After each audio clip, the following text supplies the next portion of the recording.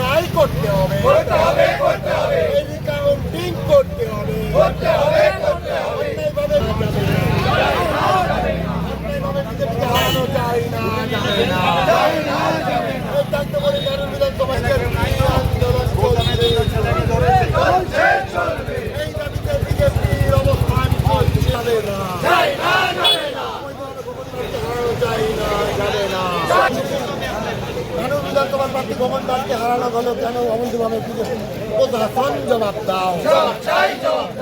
ভারত মাতা কি, মাতা কি, অবিলম্বে নারী বিধানসভায় রিকাউন্টিং করতে হবে, অবিলম্বে নারী বিধানসভায় রিকাউন্টিং করতে হবে।